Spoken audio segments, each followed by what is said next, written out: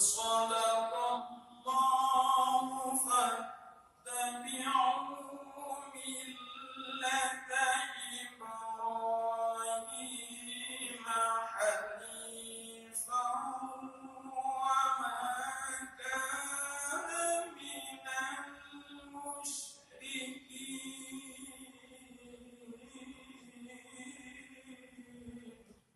المشركين على الناس حج البيت من استطاع إليه سبيلا الناس حج البيت من استطاع إليه سبيلا إن الله